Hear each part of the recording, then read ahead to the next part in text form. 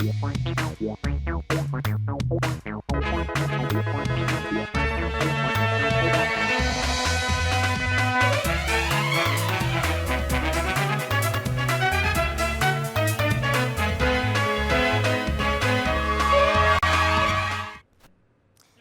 मेरा नाम है जयंती झा और आप देख रहे हैं राष्ट्रीय समाचार। पहले एक नजर हेडलाइंस पर।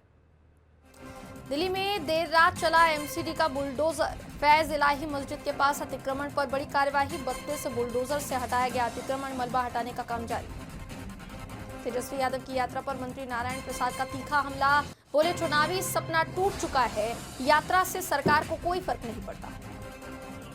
नेपाल से 9 gold medal, 5 silver medal. Anjar पहुंचे कच्छ के सुपर हीरो। अंजार के बच्चों ने अलग अलग कंपटीशन में लिया हिस्सा।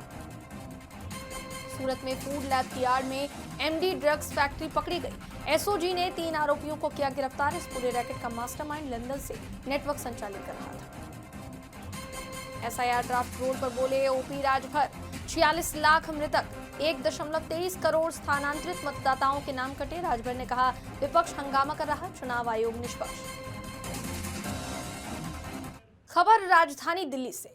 दिल्ली में देर रात फैज इलाही मस्जिद के आसपास हो रहे अतिक्रमण को लेकर एमसीडी की तरफ से बड़ी कार्यवाही की गई है। इस कार्यवाही में तकरीबन 32 बुलडोजर्स के माध्यम से अतिक्रमण को हटाया गया है। इसके बाद देर रात कुछ देर के लिए यहाँ की व्यवस्था खराब हुई। एमसीडी कर्मचारी और दिल्ली पुलिस पर पत्थरबाजी की गई। इसके तुरंत बाद सुरक्षा बलों द्वारा पूरे मामले को कंट्रोल में किया गया है और मलबा हटाने का काम भी अभी जारी है। मौके का जायजा लिया हमारे संवाददाता दीपक कुशवाहा ने। देखिए, बीती रात दिल्ली के अंदर एमसीडी की एक बड़ी कार्रवाई होती है, जहां दिल्ली के तुर्कमान गेट के पास फैज़ इलाही मस्जिद पर जो है एमसीडी की तरफ से 32 बुलडोजर आते हैं और मस्जिद के आसपास जो हो रहे अतिक्रमण को लेकर एक बड़ी कार्रवाई की जाती है। मैं उसी जगह मौजूद हूं। आप देख सकते हैं कि बीती रात एमसीडी की तरफ से 32 बुलडोजर जो है वो लाए गए थे। उसके बगल में आप देख रहे हैं कि वो फैज़ इलाही मस्जिद है। काफ़ी पुरानी मस्जिद है, लेकिन उसके आसपास के जो एरिया है वहाँ पर लगातार अतिक्रमण हो रहा था, जिसको लेकर एमसीडी लगातार जो है वो नोटिस दे रही थी, लेकिन उसके बावजूद भी जो है इस अतिक्रमण को नहीं हटाया जाता। बताया जाता कि इससे पहले यहाँ पे बारात घर और तमाम जो दुकानें थी वो यहाँ पे मौजूद थी। लगातार एमसीडी इन लोगों को नोटिस दे रही थी कि आखिरकार आप अतिक्रमण की जगह को खाली कर दें ताकि दूसरी जो व्यवस्था है वो बन सके, लेकिन उसके बावजूद भी उस नोटिस को लगातार जो है वो संज्ञान में नहीं लिया जा रहा था। लेकिन एमसीडी की तरफ से बीती रात एक बड़ी कार्रवाई हुई, जिसमें 32 बुलडोजर के माध्यम से जो है तमाम अतिक्रमण के एरिया को खाली करवाया गया। आप देख सकते हैं कि अभी भी जो है जेसीबी की मदद से और तमाम जो एमसीडी की गाड़ियों की मदद से जो है यहाँ पर तमाम जो मलबा है वो हटाने का काम बिल्कुल जारी है, क्योंकि दूसरी साइड भी अगर आप देखेंगे तो बिल्कुल मस्जिद के आसपास के इलाके में ये पूरा अतिक्रमण किया गया था। उसके बाईं ओर आप देखेंगे तो क्योंकि रामलीला मैदान है और ये रामलीला मैदान काफ़ी बड़ा मैदान है जिसमें तमाम जो कार्यक्रम है वो किए जाते हैं, लेकिन उसके साथ से ही जो ये पूरा जो अतिक्रमण का एरिया है वो लगा हुआ है। लेकिन आप देख सकते हैं कि जो पूरी जो ये इमारत जो गिराई गई है, अभी भी आप देखेंगे कि अंदर अभी भी बर्तन मौजूद हैं। जो रेफ्रिजरेटर है वो आपको अंदर जरूर मिलेगा।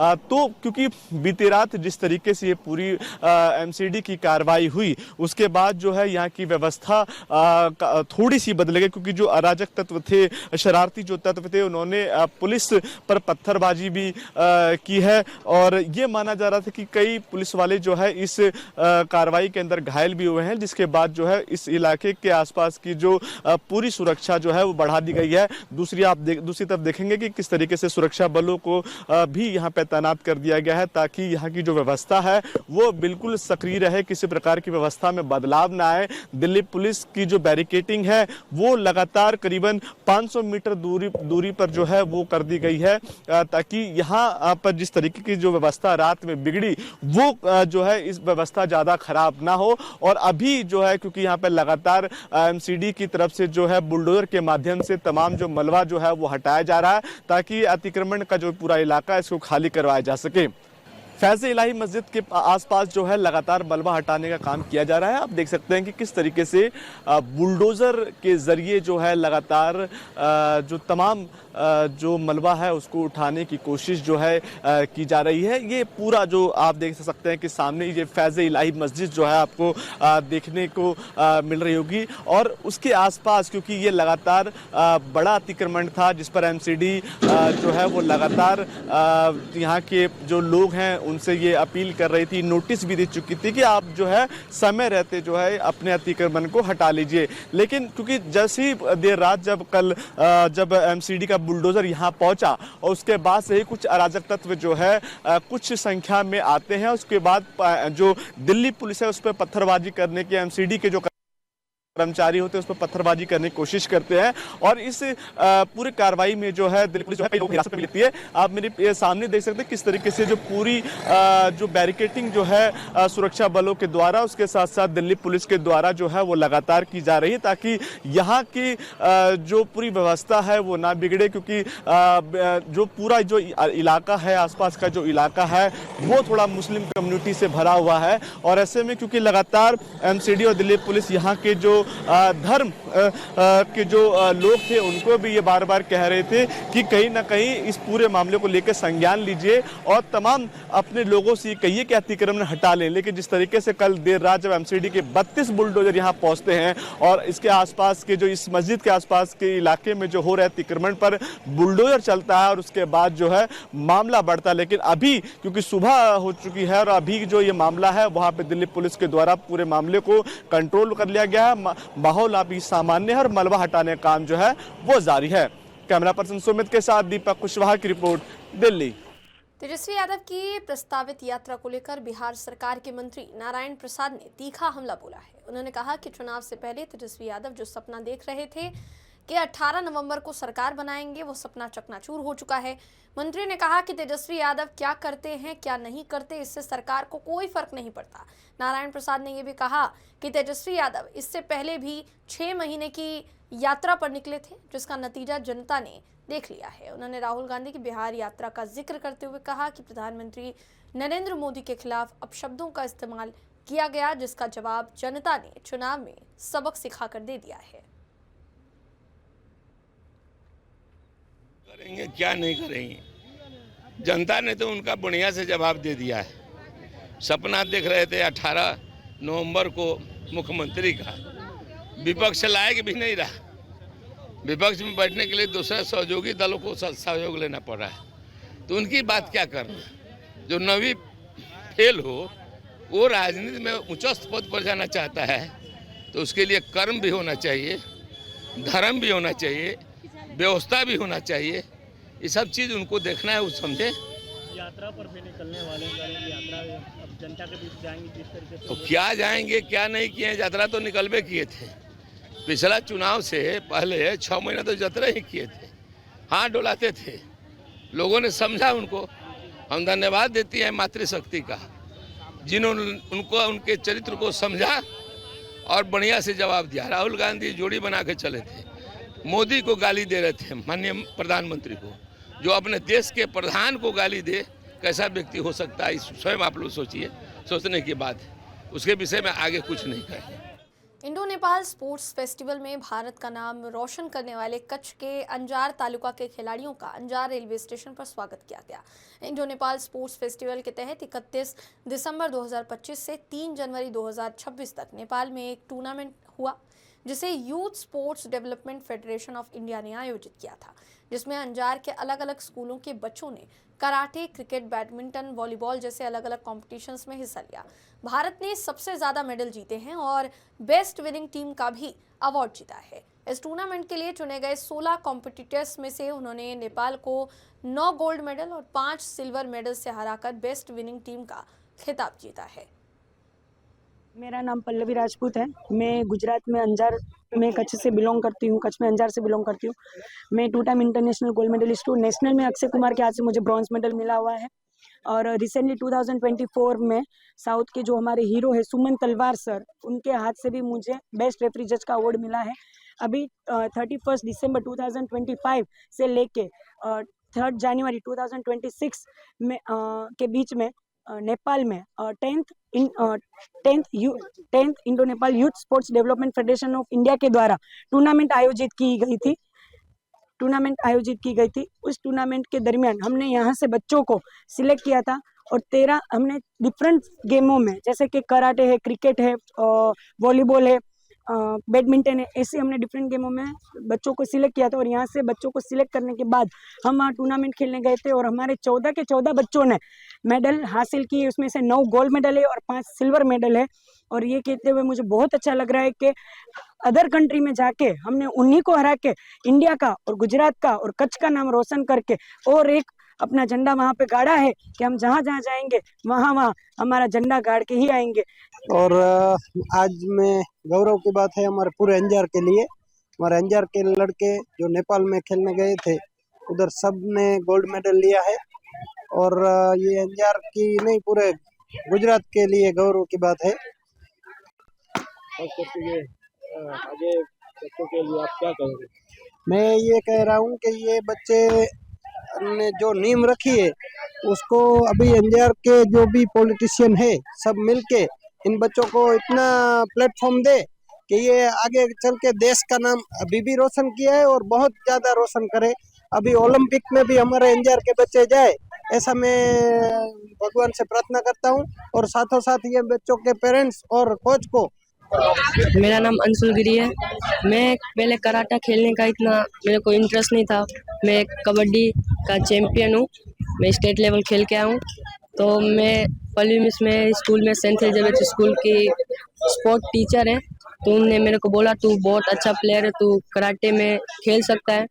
तो मैं राजकोट में भी स्टार्ट किया। मैंने बहुत प्रैक्टिस की। मेरे मिस ने बहुत अच्छी ट्रेनिंग दी मेरे को और बहुत मेरे ऊपर मेहनत किया। और नेपाल में भी और राजकोट में मैं गया था, उधर भी मेरे को गोल्ड मेडल आया और आज नेपाल में भी मेरे को गोल्ड मेडल आया। इसके लिए मैं पल्लीमिस को बहुत बहुत खूब शुक्रिया करता हूँ और मेरी पेरेंट्स को भी बहुत धन्यवाद करता हूँ।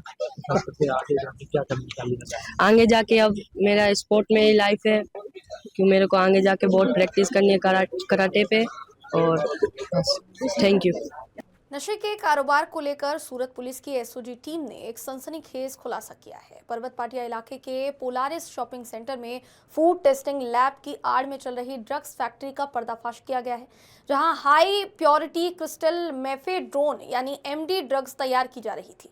मामले की शुरुआत 1 जनवरी को अमरोली से एक युवक को एमडी ड्रग्स के साथ गिरफ्तार किए जाने के बाद हुई, जिसकी पूछताछ में खुलासा हुआ कि ड्रग्स सूरत के भीतर ही बनाई जा रही थी। जांच के दौरान पुलिस ने लैब से ड्रग्स निर्माण में इस्तेमाल होने वाले आधुनिक उपकरण और खतरनाक केमिकल्स बरामद किए हैं।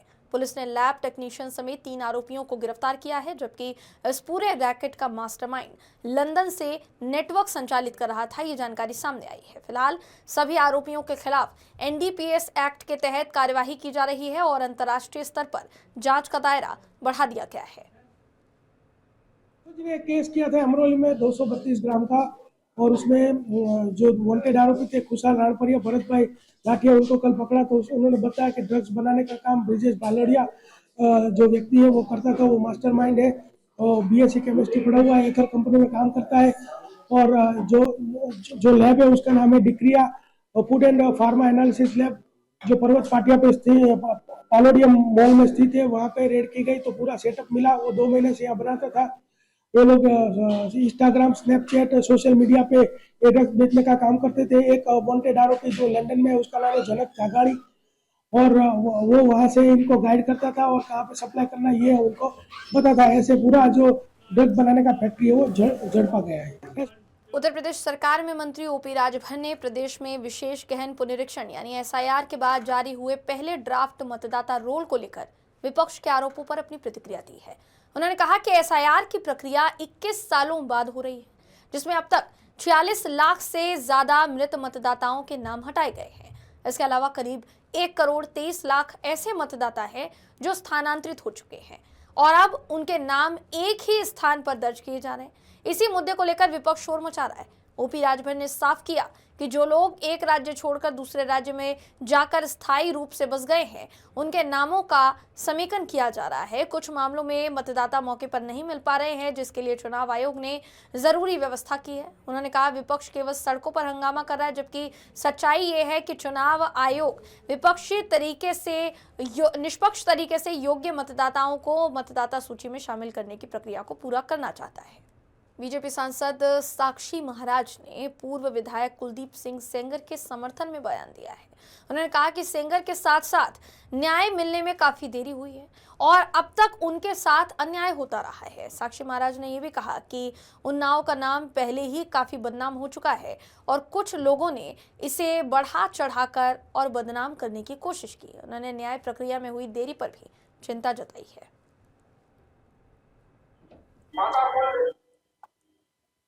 न्यायालय ने बहुत देर से न्याय किया, लेकिन उस न्याय का सम्मान करना चाहिए था। पहले ही उन्नाव का नाम बहुत ज्यादा बदनाम हो चुका, बढ़ा चढ़ा के लोगों ने बदनाम करने का प्रयास किया। अब इस संदर्भ में कुछ लोगों ने बोलना शुरू किया है, लेकिन फिर भी मैं ये कहूंगा कि न्यायालय को नीर छीर विवेकनी बुद्धि के आधार पर इसमें निर्णय करना चाहिए। मेरा मानना यह है कि अब तक कुलदीप के साथ अन्याय होता रहा है। यूपी के फतेहपुर जिले में सपा नेता हाजी रजा की 5 करोड़ 15 लाख की संपत्ति को जिला प्रशासन ने कुर्क कर बड़ी कार्यवाही की है। जिला प्रशासन ने हिस्ट्री शीटर गैंगस्टर के अपराधी हाजी रजा और उसके सहयोगी अयाज उर्फ राहत का आपराधिक इतिहास खोलकर संपत्ति को कुर्क कर कार्यवाही करते हुए बताया कि सपा नेता हाजी रजा के खिलाफ 24 आपराधिक मुकदमे दर्ज है, जबकि उसका सहयोगी अयाज उर्फ राहत के खिलाफ 13 आपराधिक मुकदमे दर्ज है। सपा नेता हाजी रजा ने अपने नौकरों को और सहयोगी के नाम कीमती जमीनों को उनके नाम करवा रखा था। जांच उपरांत जिला प्रशासन ने 5 करोड़ 15 लाख की संपत्ति को कुर्क कर कार्यवाही की है, जबकि सपा नेता हाजी रजा जनपद में पिछले 3 सालों से नहीं। जिला प्रशासन ने हाजी रजा को जिला बदर तक की कार्यवाही कर माफियाओं पर लगाम लगाया था और अब एक बड़ी कार्यवाही की गई है जो चर्चा का विषय बनी हुई है। लखनऊ से सामने आई जानकारी के मुताबिक उत्तर प्रदेश में स्पेशल इंटेंसिव रिवीजन यानी SIR के बाद वोटर लिस्ट में बड़ा बदलाव हुआ है। प्रदेश के मुख्य निर्वाचन अधिकारी नवदीप रिनवा ने बताया कि करीब 12 करोड़ 55 लाख गणना प्रपत्र प्राप्त हुए, जिनमें मतदाताओं ने हस्ताक्षर कर अपने नाम ड्राफ्ट सूची में शामिल रखने की पुष्टि की है।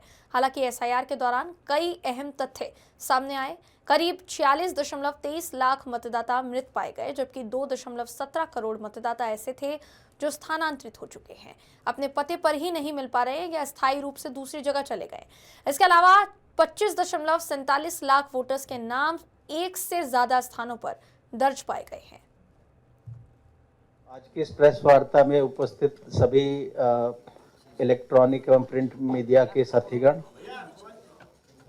आज विशेष प्रगाढ़ पुनरीक्षण 2026 में उत्तर प्रदेश राज्य की draft voter list, draft electoral roll हम लोग पब्लिश कर रहे हैं और सारे 75 जनपदों में आज जिला निर्वाचन अधिकारियों की बैठक राजनीतिक दलों के साथ हुई है। मान्यता प्राप्त राजनीतिक दलों को उनको ड्राफ्ट इलेक्टोरल रोल की एक प्रिंटेड कॉपी और एक सॉफ्ट कॉपी दे दी गई है।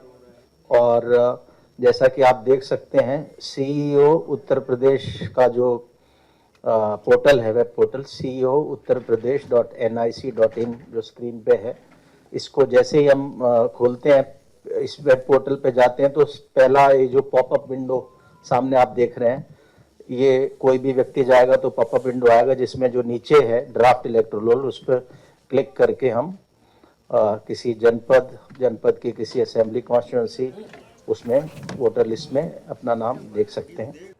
एंटी टेररिस्ट स्क्वाड यानी ATS ने माघ मेला के दौरान घाटों पर सुरक्षा सुनिश्चित करने के लिए एक मॉक ड्रिल का आयोजन किया। इस अभ्यास का उद्देश्य मेले के दौरान संभावित आपात परिस्थितियों का सामना करने के लिए सुरक्षा कर्मियों की तैयारियों को जांचना और उन्हें और ज्यादा सतर्क बनाना है। सुरक्षा अधिकारियों ने बताया कि मॉक ड्रिल में भीड़ प्रबंधन, आपातकालीन निकासी और आतंकवाद या अन्य सुरक्षा खतरों से निपटने के अलग अलग पहलुओं को परखा गया। अधिकारियों ने लोगों से अपील की है कि मेले में आने वाले श्रद्धालु सुरक्षा निर्देशों का पालन करें और किसी भी संदिग्ध वस्तु या गतिविधि की सूचना तुरंत अधिकारियों को दें। एटीएस द्वारा आयोजित यह अभ्यास माघ मेला की सुरक्षा को और मजबूत बनाने के प्रयासों का हिस्सा बताया जा रहा है। बिहार के कृषि मंत्री रामकृपाल यादव ने प्रेस कॉन्फ्रेंस कर कृषि विभागों की उपलब्धि गिनाई है। आपकी जानकारी के लिए बता दें कि विभाग के कक्ष में पत्रकारों से बातचीत करते हुए कहा कि हमारी सरकार की पहली प्राथमिकता है किसान कैसे खुशहाल हों और किसी भी कीमत पे किसानों पर मुसीबत ना आए, इसको लेकर हम लोगों की सरकार काम कर रही है। के साथ काम करे, स्पष्ट निर्देश भी है विभाग का।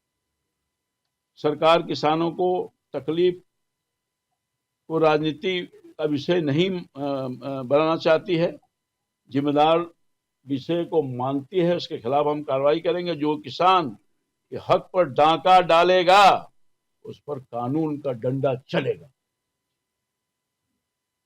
हम बिल्कुल पारदर्शी व्यवस्था रखा है, सख्त कार्रवाई और संवेदनशील शासन, यही बिहार सरकार की पहचान है। नीतीश कुमार जी का नारा है, किसानों के भरोसे से ही बिहार की कृषि मजबूत होगी और सरकार इस भरोसे के किसी भी कीमत पर टूटने नहीं देगी। तो मैं समझता हूं कि आज आप सब लोगों को इसीलिए बुलाया कि हम किसानों को स्पष्ट संदेश देना चाहते हैं और कि आप बिल्कुल चिंता न करिए, हम सब लोग चिंतित हैं आपके लिए। मेरा पूरा विभाग, मुझे पूरा भरोसा है कि जैसा कि मैंने अपील किया है किसानों से, वो करेंगे। जम्मू कश्मीर के किश्तवाड़ जिले में सुरक्षा व्यवस्था को लेकर भारतीय सेना पूरी तरह सतर्क नजर आ रही है। 11 राष्ट्रीय राइफल्स ने चतरू क्षेत्र में सुरक्षा को और मजबूत करते हुए कई विशेष चौकियां स्थापित की हैं। इसी के साथ साथ क्षेत्र में शांति और कानून व्यवस्था बनाए रखने के उद्देश्य से आसपास के वन क्षेत्रों में व्यापक तलाशी अभियान चलाया जा रहा है। सुरक्षा एजेंसियां किसी भी संभावित खतरे को ध्यान में रखते हुए इलाके में लगातार निगरानी रखे हुए हैं। सेना द्वारा की जा रही इन कार्यवाहियों का मकसद आतंकवादी गतिविधियों पर प्रभावी नियंत्रण बनाए रखना और स्थानीय नागरिकों की सुरक्षा सुनिश्चित करना है। खबरों का सिलसिला यूं ही जारी रहेगा। देश और दुनिया की तमाम खबरों के लिए देखते रहिए राष्ट्रीय समाचार।